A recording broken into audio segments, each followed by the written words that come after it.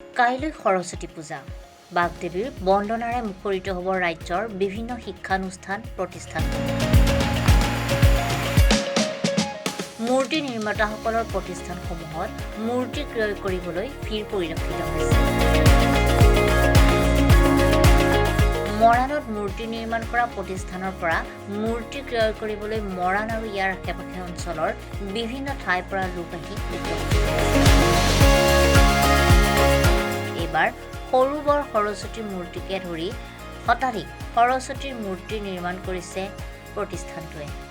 সৰস্বতী পূজা এইবাৰ চোৱা বেছি ভাল নহয়, আছে মোটামুটি আছে, যোৱাবাৰ অলপ ভালেই। আৰু কিমান মূৰ্তি বনাইছে এইবাৰ 122টা মান বনাইছে।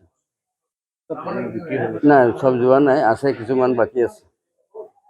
এতিয়াও আৰু মানে মিনিমাম কিমান দামৰ পৰা কিমান এই আমাৰ 1500 পৰা আৰু 3000, 15,000, 4,000 তেনেকুৱা যায়, চব নাযায়। এই ডাঙৰ কেইটাতো থাকিয়ে গ'ল এতিয়ালৈকে। কিমান দূৰৰ পৰা নিয়ে ইয়াৰ পৰা আপুনি লেংৰি, চৰিকটা, এইফালে আমাৰ কুমটাই বাগান, বাগান এইবিলাকতো আহে, আৰু লোকেলো আছে অলপ। স্কুল কলেজলৈ আহিছে স্কুল আছে 2-4টা, বেছি নাই। বাহিৰৰ মানুহ বাহিৰৰ মানুহ আছে, গাঁৱলীয়া মানুহ আছে, আৰু যিবিলাক মানে ফূৰ্তি ভাল পায় তেনেকুৱা মানুহে আহে। কেতিয়াৰ পৰা বনাই আছিলে? এইটো আমি 2 মাহ হৈছে। 2 মাহ হৈছে বনোৱা নহয় মানে। চব একে সাইজৰ মূৰ্তি নিয়ে নেকি? নহয় চব ডাঙৰ সৰু চব মিলাই লৈ যাওঁ। কিমান হয় এনে আৰম্ভণিৰ পৰা মূল্য কিমান হয়? ডাঙৰ মূৰ্তি কিমান হয়, সৰু কিমান হয়?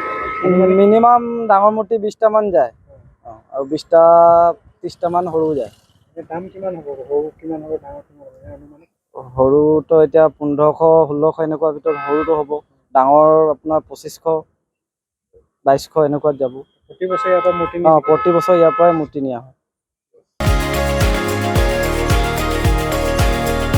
মৰাণৰ পৰা Kamal Karmakar report, V24 Assam north east.